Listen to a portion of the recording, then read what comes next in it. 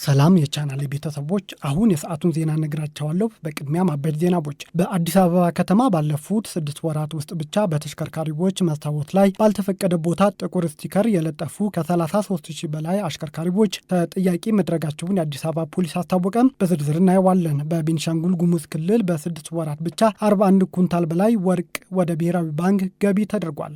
በዝርዝር እናየዋለን። ባለፉት 4 ዓመታት ለዓለም ገበያ አብዛኛው የቡና ምርት በሚያቀርቡ 25 ሀገራት ውስጥ በየዓመቱ ከመደበኛው በአማካይ 47 ተጨማሪ ቀናት ጎጂ የሆነ ከፍተኛ ሙቀት መመዝገቡን ጥናት አመልክቷል። በዚህ ዝርዝር ኢትዮጵያም ተካታለች። በዝርዝር እናየዋለን። ሶማሌላንድ የቱርክ ፕሬዝዳንት ረሲፕ ጣይብ ኤርዶሃን ትናንት በአዲስ አበባ ያደረጉት ንግግር ተቀባይነት የሌለው በሶማሌላንድና ቀጠናው አጋሮቿ መካከል ያለውን ግንኙነት የሚያውክ ስትል ነቅፋዋለች።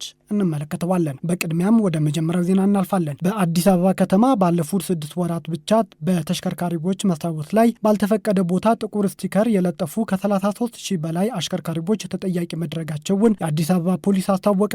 የአዲስ አበባ ፖሊስ ጠቅላይ መምሪያ የትራፊክ ቁጥጥር መምሪያ የህዝብ ግንኙነት ኃላፊ ምክትል ኢንስፔክተር ዳዊት ሙልጌታ ከሐምሌ 1 እስከ ታህሳስ 30 ቀን ባለው ጊዜ ውስጥ ብቻ በተደረገ ቁጥጥር 33741 አሽከርካሪዎች በስቲከር ምክንያት እንደተጠየቁ ተናግረዋል። በተለይም የተሽከርካሪ የኋላ መብራት በጥቁር ቀለም ወይም በስቲከር መሸፈን ለተሽከርካሪውም ሆነ ለሌሎች የመንገድ ተጠቃሚው ለከፍ አደጋ መንስኤ እየሆነ ይገኛልም ተብሏል። እንደ ምክትል ኢንስፔክተር ዳዊት ማብራሪያ የአሽከርካሪው መብራት መሸፈን ሌሎችም አሽከርካሪዎች የተሽከርካሪውን እንቅስቃሴ በንቃት እንዳያዩ እንቅፋት ይፈጥራል። ይህም ድርጊት በተለይ በምሽት በዝናብ ወቅት የእይታ ጥራትን በእጅጉ ስለሚቀንስ ለአደጋ የመጋለጥ እድሉ በከፍተኛ ሁኔታ ይጨምራልም ብለዋል። በተጨማሪም አሽከርካሪው የውጭውን እንቅስቃሴ በሚገባ በመለየት እንዲያሽከረክር የሚያስችሉ ማንኛውም መሰናክሎች የትራፊክ ደህንነት ግልጽ ጉድለት ተብለው መለየታቸውን ኃላፊው አመልክተዋል። በአሽከርካሪ የፊትም ሆነ የኋላ መብራት ላይ ስቲከር መለጠፍ በሕግ የተከለከለና የሚያስጠይቅ መሆኑን ያሳሰቡት ምክትል ኢንስፔክተሩ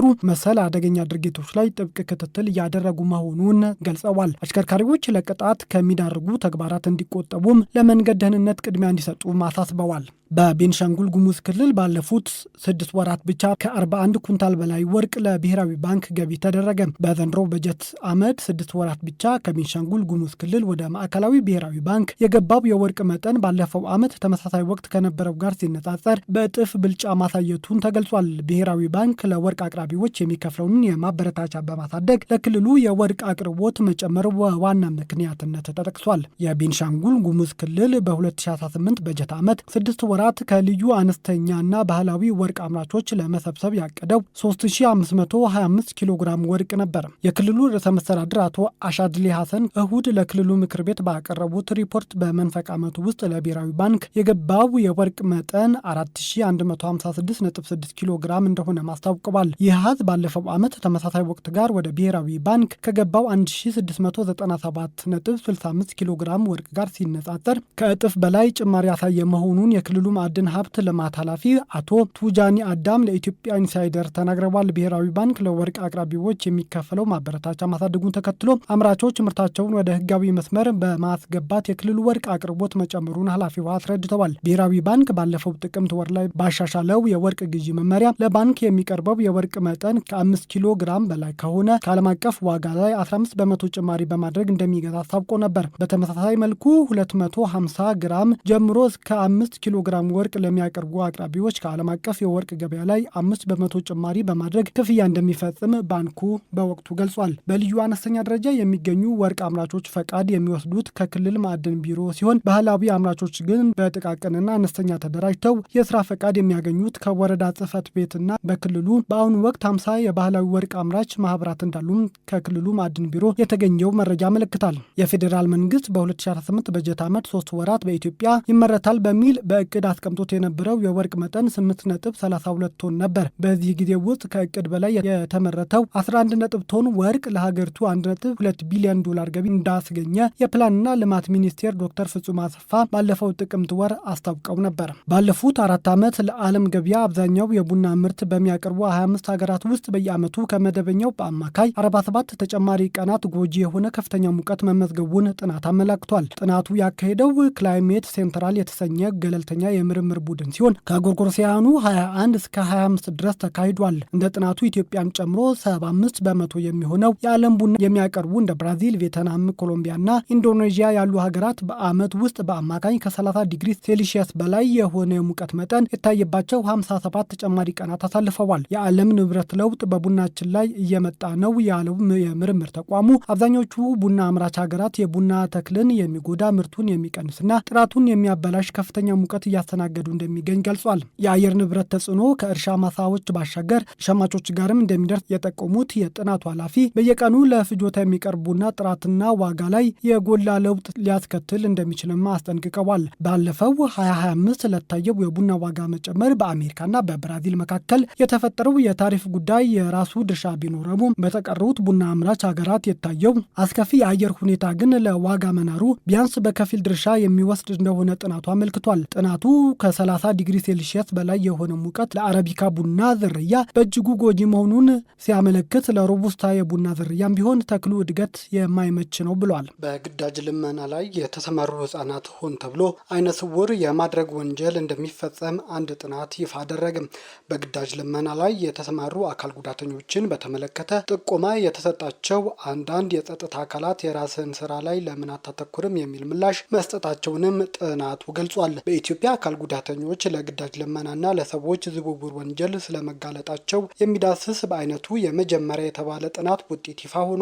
ይህ ጥናት በፖፑሌሽን ካውንስልና በተባባሪ አካላት የተካሄደ ሲሆን በኢትዮጵያ 3 ዋና ዋና ከተሞች ማለትም በአዲስ አበባ፣ መቀሌና በድሬዳዋ ያለውን አስከፊ የወንጀል ሰንሰለት ያጋለጠ መሆኑም ተነግሯል።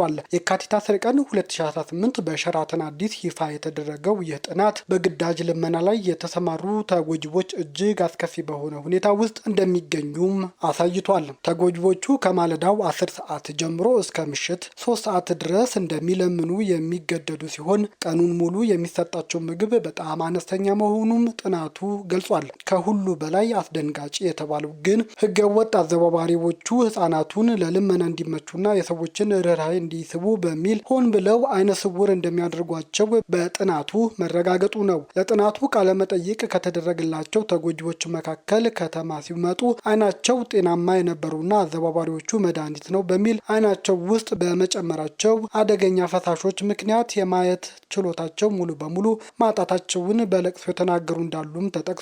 ይህ ድርጊት በኢትዮጵያ የሰው ንግድ ወንጀል ውስጥ ያለውን እጅግ ጨካኝ ገጽታን የሚያሳይ ነውም ተብሏል። ተጎጂዎቹ የሚሰበስቡትን ገንዘብ ሙሉ በሙሉ ለአዘዋዋሪዎች ለመስጠት እንደሚገደዱና ትዕዛዙን ባለፈጸሙበት ወቅት ግርፋት ጭምር የተለያዩ አስከፊ አካላዊ ጥቃቶች እንደሚፈጸምባቸው በጥናቱ ተመላክቷል። ጥናቱ የአካል ጉዳተኞች ከገጠር አካባቢዎች በደላሎች በቅርብ ዘመዶቻቸው ጭምር እየተታለሉ ወደ ከተማ በማምጣት ለከፍተኛ እንግልት፣ ለጽኑ አካላዊ ጥቃትና ለግዳጅ ልመና እንደሚዳረጉም አረጋግጧል። ለግዳጅ ልመና የተጋለጡ አካል ጉዳተኞች በሚበዙባቸው ሰዎች ጥብቅ ክትትልና የሞት ዛቻ ጭምር በርካታ ማስጠንቀቂያ ስለሚሰነዘርባቸው ጉዳዩን ለፖሊስ የማመልከት እድላቸው ዝቅተኛ መሆኑንም ተገልጿል።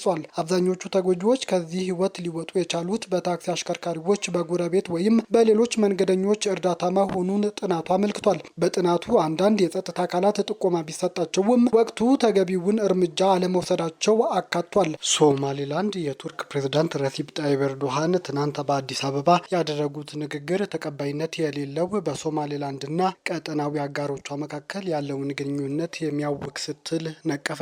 ኤርዶሃን ለይፋዊ የስራ ጉብኝት አዲስ አበባ ሳሉ እስራኤል ለሶማሌላንድ የሰጠችው የሀገርነት እውቅና ለሶማሌላንድም ሆነ ለአፍሪካ ቀንድ ምንም ጥቅም አይኖረውም ብለዋል። ለዚህም ሶማሌላንድ በሰጠችው ምላሽ በአፍሪካ ቀንድ ያሉ ሀገራት የውጭ ጉዳይ የፖሊሲ ውሳኔያቸው የቀጠናውን መንግስታትና የህዝብ መሆን አለባቸው ብላለች።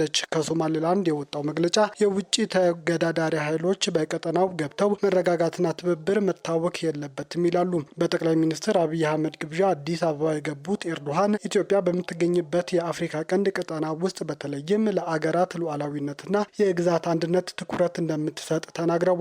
በዚህ ረገድ የእስራኤል ለሶማሌላንድ እውቅና መስጠቷ ለሶማሌላንድም ሆነ ለአፍሪካ ቀንድ ምንም ጥቅም እንደማይኖረው በድጋሚ መግለጽ እወዳለሁ ሲሉም እስራኤል ታህሳስ መጨረሻ የወሰደችውን እርምጃ ተችተዋል።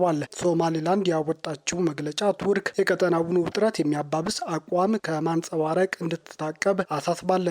ቱርክ የጋራ ትብብርን እንዲሁም ሉዓላዊ ውሳኔ ሰጪነትን እንድታከብርም ሶማሌላንድ ጠይቃለች። በመጨረሻም የሩሲያና ዩክሬን ጦርነት ለማስቆም ያለመ የአሜሪካ አሸማጋይነት ውይይት ያለምንም ውጤት ተጠናቀቀ። በስዊዘርላንድ ጄኔቫ የተካሄደው የሶስትዮሽ ንግግር ማክሰኞ ዕለት አመሻሽ ላይ ቢጀምርም ረቡዕ ግን መካሄድ የቻለው ለ2 ሰዓት ብቻ ነው። የአሜሪካ አምባሳደር ስቲቭ ዊትኮፍ በውይይቱ ላይ ያላቸው ተስፋ ተናግረው የነበረ ቢሆንም የሩሲያም ሆነ የዩክሬን ተደራዳሪዎች አስቸጋሪ መሆናቸውን ገልጸዋል። ሞስኮና ኬቭ በ4 ዓመት ግጭት ውስጥ ቁልፍ በሆኑ ግዛት ጉዳዮችና የተኩስ አቁም ስምምነት ላይ አሁንም ድረስ ልዩነት አላቸው። የነበረው ውይይት አስቸጋሪ እንደነበር ያመኑት የሞስኮ ተደራዳሪ ቭላዲሚር ሜዲንስኪ ድርድሩ የተለመደው አይነት እንደነበርና ሌላ ስብሰባ በቅርቡ እንደሚካሄድ ተናግረዋል። የዩክሬን ፕሬዝዳንት ቭላዲሚር ዜሌንስኪ ድርድሩ በሁለቱ ወገኖች አቋም ልዩነት የተነሳ ቀላል አልነበረም ሲሉም ተናግረዋል። የዩክሬን ተደራዳሪ ሩስቴም ኡሜሮቭ በውይይቱ ምንም እንኳ ለውጥ ባይታይም ከፍተኛና ጥልቅ በማለት በዚህ ደረጃ ምንም አይነት ዝርዝር ጉዳዮች ይፋ ማድረግ እንደማይቻል ተናግረዋል። ይህ በሁለቱ ወገኖች መካከል ስምምነትና በቂ ጊዜ የሚፈልግ ውስብስብ ስራ ነው ሲሉም ኡሜሮቭ ተናግረዋል። የውይይቱ ማብቃቱ ከመነገር ጥቂት ቀደም ብሎ ዜሌንስኪ ሩሲያ ወደ መጨረሻው ደረጃ ሊደርስ የሚችል ድርድር ለማዘግየት እየሞከረች ነው ሲሉም ከሰዋል። የሩሲያና የዩክሬን ልዑካን ቡድን ለመጨረሻ ጊዜ የተገናኙት በጥር ወር አሜሪካ አቡዳቢ ላይ ባዘጋጀችው የድርድር መድረክ ላይ ነበር። ይህም በጥቂት ወራት ውስጥ የመጀመሪያውን የእስረኞች ልውውጥ ማድረግ አስችሏል። ረቡዕ ዕለት ዜሌንስኪ ሌላ የእስረኛ ልውውጥ ሊኖር እንደሚችልም ጠቁመዋል። የአሜሪካው ፕሬዝዳንት ዶናልድ ትራምፕ በሩሲያና በዩክሬን መካከል የሚካሄደው ጦርነት እንዲያበቃ ለማድረግ የሚደረገው ዲፕሎማሲያዊ ጥረት ይመራሉ። የሰዓቱ ዜና ይህ ነበር።